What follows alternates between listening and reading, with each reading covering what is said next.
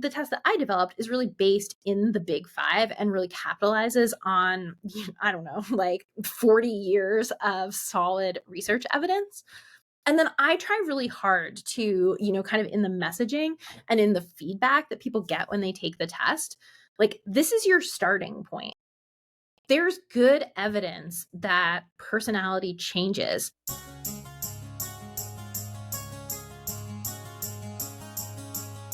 Hi, everyone.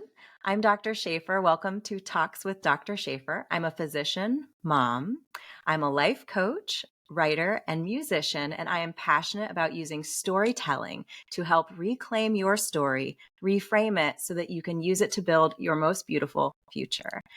I am so happy, blessed, excited to be joined today by Dr. Shannon Sauer-Zavala, PhD in Clinical Psychology.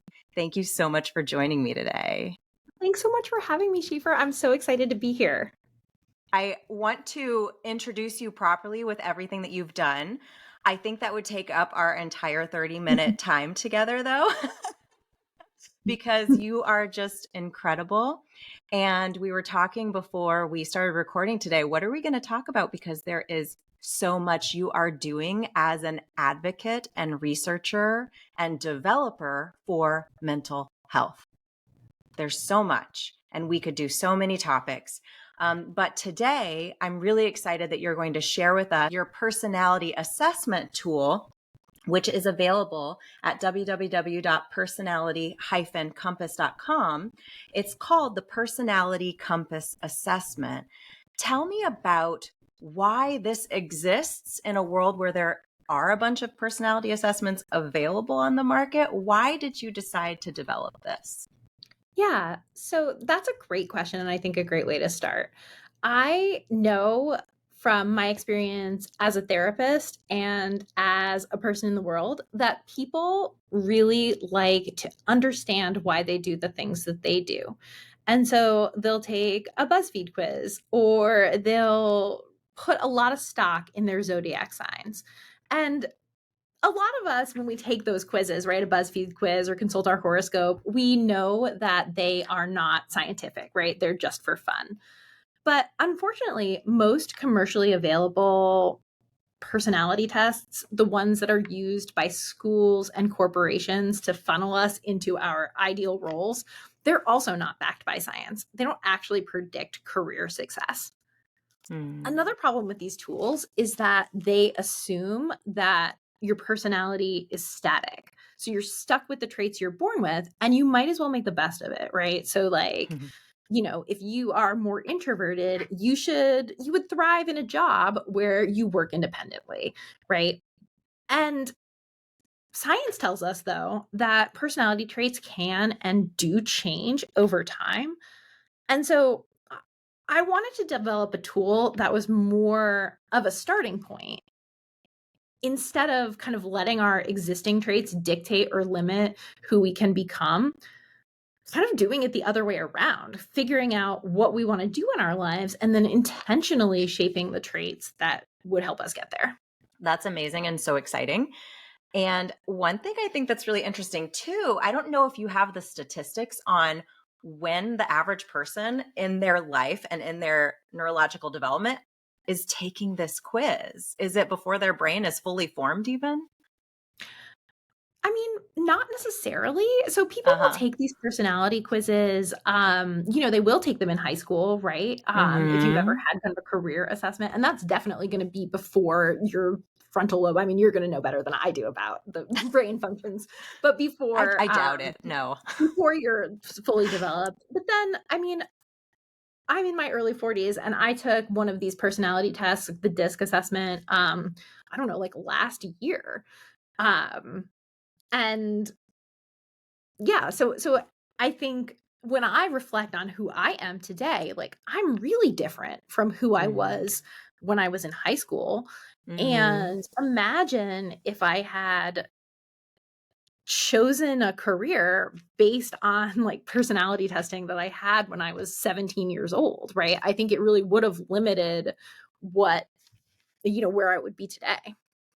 Exactly. And it is so interesting because I do think Absolutely. And I love that we are in a time in history when more people are looking inward and they are navigating self-awareness, introspection, and growth. And so more people at varying times in their lifetime are going to these personality assessment tools. And so, yes, absolutely. Don't want to negate that at all. That is such a wonderful thing that's happening. But I think that there is some danger to being a really young person and you haven't become who you will be in 5, 10, 15, 20 years, and you take an assessment and it's telling you who you are. And if you are in a concrete way of thinking because of where you are in development, that can limit who you believe you will become. And we are what we believe, Yeah. Yeah. you know? The example I always give is, people who say to themselves, I need the adrenaline of the last minute to start studying. Hmm. And if you tell yourself that, right, you believe you're kind of a fly by the seat of your pants kind of person, that's tapping into our personality trait of conscientiousness, then yeah, you're going to wait until the night before to study. But you don't literally need adrenaline to open a book. There's nothing actually standing in your way from starting to study a couple days, a week in advance, right? These are just the things we tell ourselves. They definitely affect our behavior. That's that is such a good insight. And I'd love to know. So, okay, you recognize that there's something not fitting right here with what is currently available on the market for people who want to understand their personality better and use that to make choices about their career, about potentially their partner, that sort of thing. Tell me how your journey came to be with regards to developing this tool. Yeah. So, I am a former lazy person, a former shy person that has seen my personality change over time. So I think I'm really personally interested in this topic. And then it's also something I study in my research, right? So I'm a clinical psychologist, but I'm also a professor. And kind of my main like day job is doing clinical research, really trying to improve mental health treatment. And one of the ways that we do that is by personalizing its delivery. And so personality tests are one way that we understand people's differences and can tailor treatments. So the the personality assessment that really has the most scientific support is called the 5-factor model or the Big 5. And basically what that means is that there are these 5 overarching traits that can kind of subsume all the ways that people differ from one another. Um, it's really kind of a funny history how that these big 5 were identified. So, Hmm. as early as the 1930s, psychologists like literally combed over the dictionary and pulled out any words that described human nature. And then they grouped them into categories with similar themes. So, like, words like caring and kind and thoughtful would be like in the same category. And they found that thousands of words could be reduced to just these 5 overarching traits. And so they are neuroticism, your tendency to experience negative emotions, your tendency to experience excitement, positivity, be social, otherwise known as extroversion, the degree to which you're conscientious, that is reliable and organized and achievement striving, how well you get along with other people, your agreeableness, and how open you are to new experiences, aesthetics, and ideas. And so I wanted to create a personality test that was really based on the 5-factor model. Lots of these exist, but they are really kind of used a lot more in academic settings. They're not really easily available to the public the way other personality tests on the internet might be. Yeah. The test that I developed is really based in the Big 5 and really capitalizes on, I don't know, like 40 years of solid research evidence. And then I try really hard to, kind of in the messaging and in the feedback that people get when they take the test, like, this is your starting point. There's good evidence that personality changes across the population as people age. They tend to experience fewer negative emotions and more positive ones. They tend to become more conscientious. They tend to put more value in positive relationships. They tend to be less judgmental. And our research from my clinical trials show that we can speed up that process of personality change by making intentional tweaks to our thinking and behavior using strategies that we pull from cognitive behavioral therapy. Mhm. At the end of the day, right, like personality, I mean, it's useful to have a definition of personality, which is your characteristic way of thinking, feeling, and behaving. And while it may seem like impossible to change your personality, we change our perspective, we change our habits, we change how we feel about things all the time. And so when you think of it like that, I mean, cognitive behavioral therapy, where you're actively learning skills to take different perspectives, particularly about yourself, um, and behavior change, where you're testing out new ways of doing things, perhaps in line with a trait that would be more in line with achieving your goals, then it's kind of really well suited to trait change, personality change. That is so fascinating, Shannon. And pardon me, when I'm hearing you talk about this, I get really excited. And, I'm a mom and just really passionate, as are you, about improving the space for mental health for not just us, but for our Mm-hmm. children as they are going through life, and just wanting it to be better for them, Yeah. wanting them to have better nutrition, better Mm-hmm. physical health than we have, and better access to mental health if there's a problem, but also just a better baseline, right? We want that for people. And when I hear you talk about the cognitive behavioral therapy as a way to help people speed up that process that I think many of us have borne witness to, how we Yeah. evolve, in our lives, and we see family members that have really softened, and we Mm-hmm. call it wisdom. Right. But it's learning, and the question is, how do we get to that wisdom, and can we shortcut it by being really intentional about our thoughts and our way of engaging with the world? And so, honestly, not to give you more work, because I know you're really, really Mm-hmm. busy, but could we make a program for schools where CBT becomes a part of educational processes for everybody? I mean, I would love that, right? Yeah, I mean, I think like the short answer to your question is yes. I mean, we can speed up these changes that a lot of us, people that may be on the more senior side of life have experienced kind of naturally through life. But I think to myself, gosh, like if I had therapy when I was 18 and I Mm, could be more like the kind of actualized person that I am now, that would be mm, amazing. I've had multiple kind of college student clients reflect kind of at the end of their treatment, man, like everybody should have this. This should be kind of a yeah. prerequisite for just like living your life, to figure out who you are and how you can be a person that lives in line with your values. I love it. So, okay, so we can't necessarily bite off this big project of getting every school in the country to do CBT for everyone before they graduate. I get that. But we can have people go to your website, and this can be a starting point of at least having some introspection about their personality and understanding that their personality is, as you call it on your Psychology Today blog, self made, Right.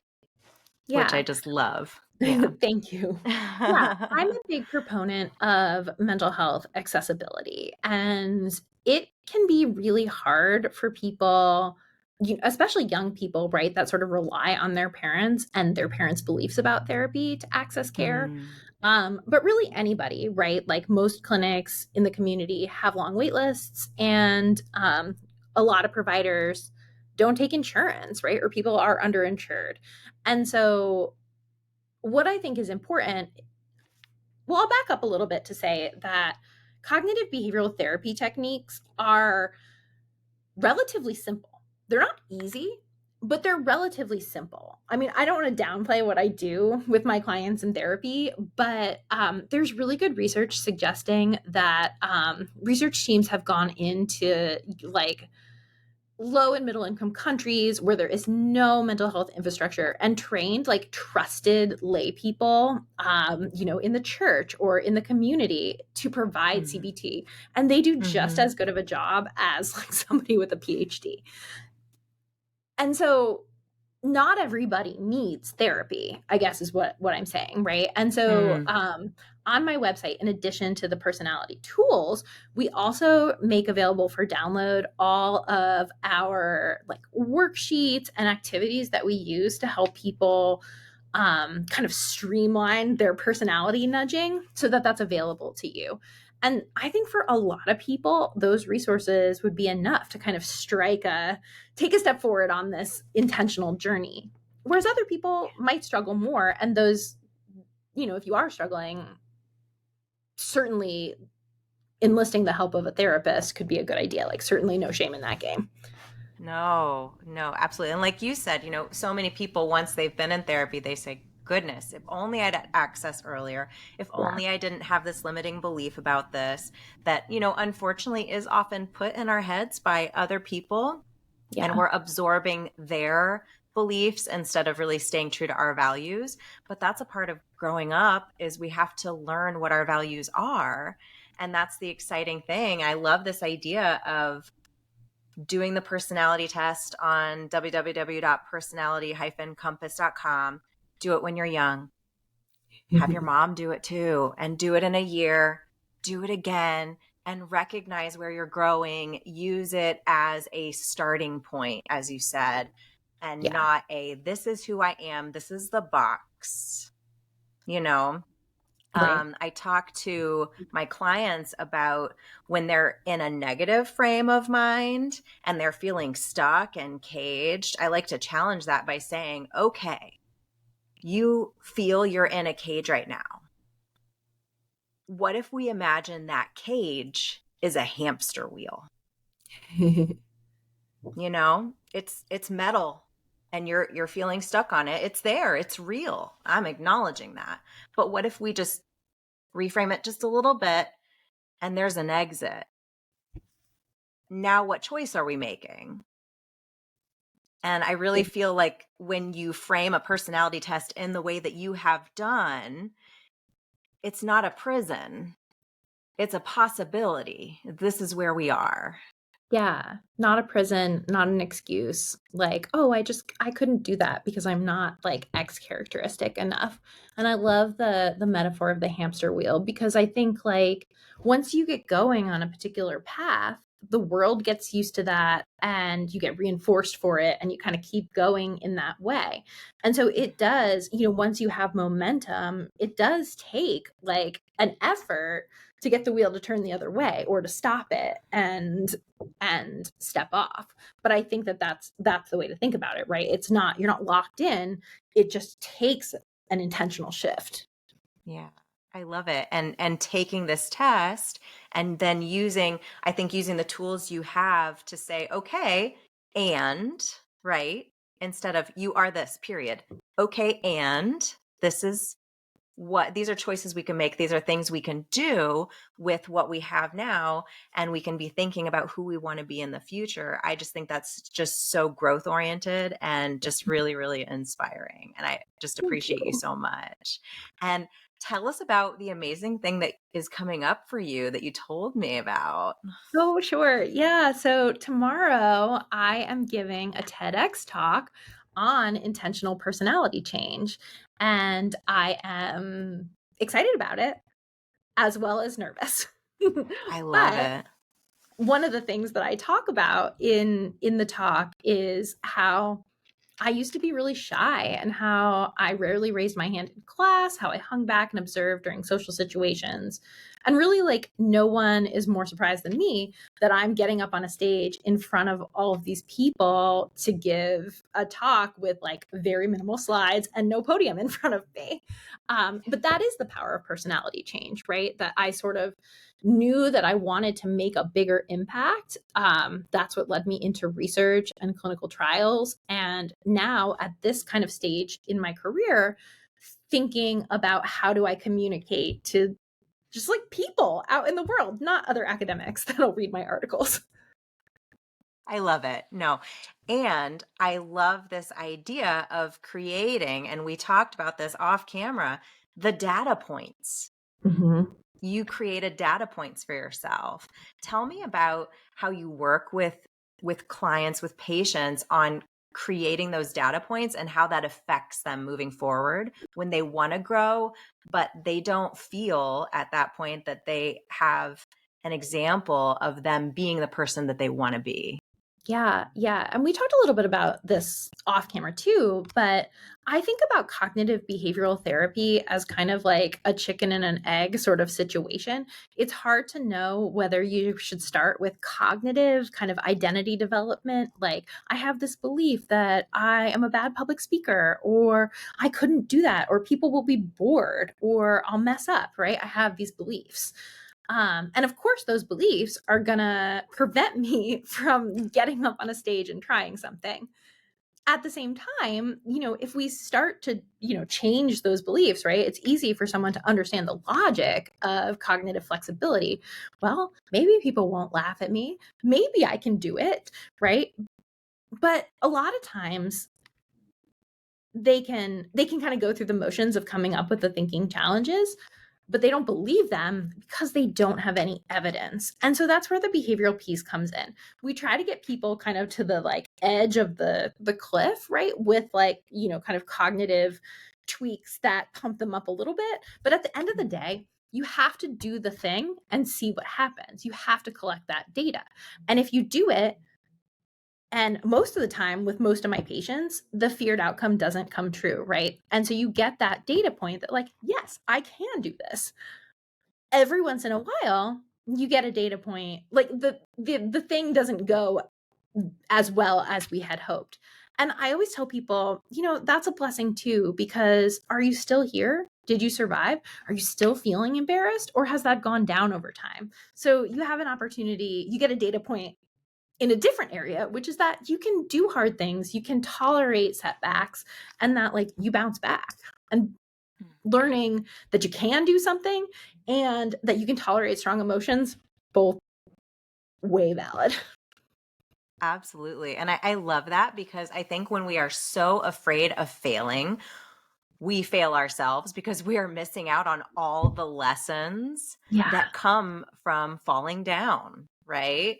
And Yeah. again, it goes back to something we were discussing again off camera because I could just talk to you all day long. Um, so we talked about just the things that we did, in childhood that, like, yeah, we used to do that. We used to fall all the time. And Mhm. we learned from that. We got up and we learned. And we were like, okay, evidence, I can walk. I'm going to keep walking. I fell, no big deal. I'll walk differently. Or, I won't wear socks in the house on the slippery floor. Like we were so used to mistakes and it wasn't a big deal. We just changed our Yeah. behavior. But somewhere along the line, as we got a little older, all of this shame and expectation and shoulda, woulda, coulda stuff that is really a part of the fabric of those limiting beliefs and Mhm. negative self talk that we have, they limited our ability to tolerate failure. And therefore, they caged us, or better yet, put us on a hamster wheel where we're Yeah. stuck. And we have to break that and say, no, like, I'm going to try. Yeah. And if Yeah. I fall, I'm I going to think that learn. makes perfect sense. Sometimes I think that, for me, I failed math my junior year of high school and had to retake it the following year, which is like in many ways like for me like the biggest feared outcome.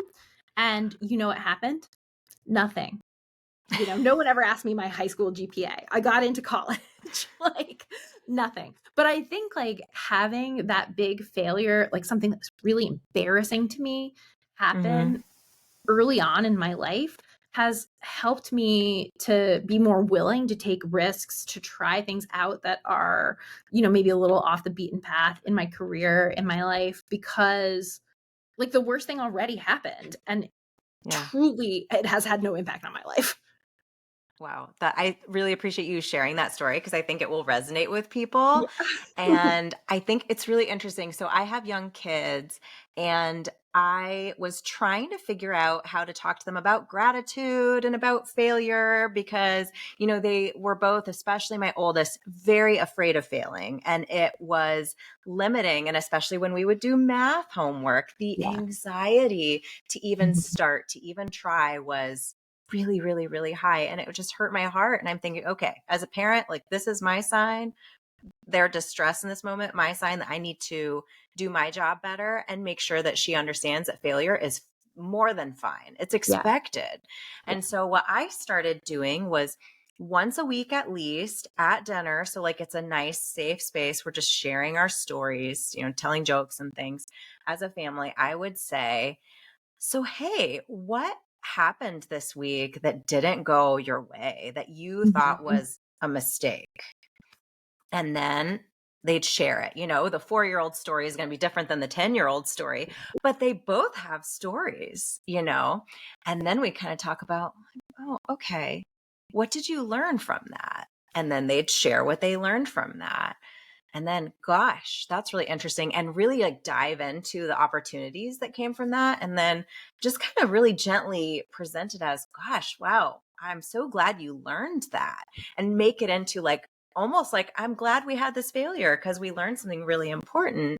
Yeah. And what I have seen is a enormous change in especially my oldest. My youngest he's actually quite okay with Yeah. mistakes. He's like, oh, yeah, it happened. It's okay. Mhm. No big deal.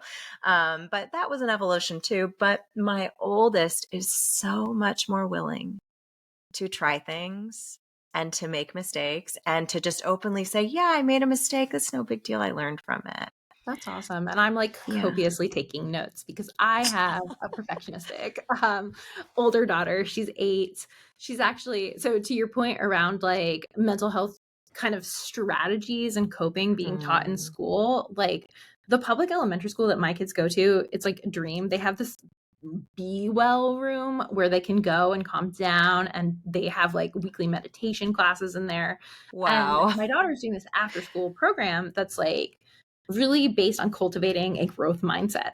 And so we at dinner spent all this time talking about a growth mindset. What is a growth mindset? What are some examples of a fixed mindset? And so she's like telling us all of this. And then we go to practice her spelling, which is her white whale. Like she is not a great speller yet. Mhm. Um, Yet. I love it. and and she had like a straight up meltdown.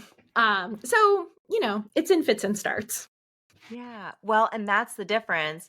And that's the difference between logically understanding something Right. And the and emotion. when you're in your body, when you're in that emotion, Mhm. in the moment, okay, what's my coping strategy? Yeah. Can I feel this? Not like see it. Because I think sometimes, especially those of us that are doctors and very logically brained, we're like, let me learn my emotions and stand next to myself and observe it and be like, okay, yeah, that's observe it. And that's great. But that doesn't really teach you what to do with it. Mhm. Like you have to learn how to feel it and how to be okay with that and be like, yes, I'm feeling this emotion and that's okay and it will pass. And I think that's just such an amazing thing. And also to understand, to kind of circle back to personality, your emotions are not your personality. Right. Yeah. They're And hardwired when, into yeah, you, and they're yeah. there to communicate information to you, and they're a good thing. I always tell my clients, like, stop trying to get rid of your emotion and just take a minute to thank your body for doing its job. And like, what is it trying to tell you? Mm-hmm. Yeah, that's beautiful. And you don't have to like make it bigger than it is. Mm-hmm. And your response to trauma is not who you are. It's your response. It's your survival and your response to bad things. They're coping mechanisms, and we can change those because you are self-made, Right. just like you can Yeah. develop your personality. Gosh, Yeah. I really would just talk to you all day long. I know you have like other things to do and you can't just chat with me all day, but I really just love chatting with you. Now, is there anything else that specific to, and I'm sorry, I took us off in the woods a little bit because again, I No. just want to pick your brain about everything. But is there anything else about the personality compass assessment that you really want people to know about or understand, or any other resources? Yeah. I mean, I'm happy to share. Like I said, the assessment is free on my website. There are the worksheets and kind of like guides about steps to take to intentionally kind of nudge your personality in a desired direction. Those are free and available. Um, One of the things that I think is really cool about like accessibility for mental health treatment is that there's this new push for clinical psychologists. It's called PsyPact. Have you heard of it? No, I haven't. Tell Yeah. me I don't about it. know. I don't know. I mean, I don't think it extends to like neurology, but No, basically, yeah. because of like sort of mental health treatment provider shortage, Mm, you can apply for this SciPac certification, and it hmm, allows you to practice in like 42 states, all the states that have this SciPac legislation introduced. So even though I'm a licensed provider in Kentucky, and historically I'm only allowed to see people in Kentucky, that's what my license covers. I now can do telehealth with any person in any state. And so if people are looking for therapy and they live in a SIPAC state and I have the map on my website, I'm open to clients. that's amazing. And yeah, I would get in line for that. Absolutely, because you're incredible. You're incredible, but I'd be a really bad patient of yours because I would just be talking to you. And you'd say, "Okay, stop. Let's heal. Let's grow." Right. But I wouldn't be able to control myself. So unfortunately, but no, I think for our listeners, absolutely, if you are looking for a clinical psychologist, absolutely, Dr. Shannon would be an amazing one. As you know, as you've learned, I don't have to tell you that. Um, and I'm just so grateful for all of the work you're doing. And I want to mention too, because I think it really ties into your personality assessment, what you were doing in Canada. Could you tell us a little bit about that? Yeah, this is like in some ways like the one of the most random consultation asks that I've gotten in my career. Um and also has turned into one of the more rewarding things that I do. So I consult with the Royal Canadian Mounted Police. This is the Mounties, and basically the Canadian government was really interested in understanding why police officers have really high incidence of operational stress injuries like PTSD, anxiety, depression, alcohol use disorder, and then looking for evidence based ways to promote resilience within the Mm-hmm. RCMP. And Mm-hmm. so I helped develop a prevention program that's delivered to cadets while they're at their training program. And so, they go to their firearms training and they go to their driving training, and then they come and they go to their how do you deal with your emotions training. And we worked really hard to take, like cognitive behavioral strategies that I know and kind of put it into a format with like the right kind of examples that are relevant for policing. Mm-hmm. And it's really cool. The research is starting to come out in terms of like people, the cadets. So like while they're before they've been deployed, from kind of pre training to after training, it seems like there is an effect on their coping and their mental health. Mm. And they started off like pretty psychologically well to begin with. And then the study will go on and track them for 5 years as they go out into the field, and they're going to wear these like tech suits and Apple Watches that are reporting on their physiology, and they're filling out questionnaires like daily on their mood Wow. and like what's been going on with them. So to really see like the long lasting benefit of getting this training early on. Wow. That is so fascinating. And I think it's just going to be, more data points, more Mhm. evidence of just the importance of what you're doing. And I'm just so grateful to have had you on the show today to share this message. And you're going to be doing a TED Talk tomorrow, which is amazing. So I'm just so excited for you. And I'm glad that we got to have a slice of your time too. And great luck tomorrow. And I'm just so excited to watch your career and for all of the amazing science that you are bringing that is so applicable to people's life and their health and their journey and their happiness. So thank you so much. And please, I would love to have you back to talk about some of the other amazing things you're doing in the future. Yeah, I would love that. Thanks so much for having me. Awesome. Thank you so much, Dr. Shannon. And thank you everyone for listening. Stay safe and take care.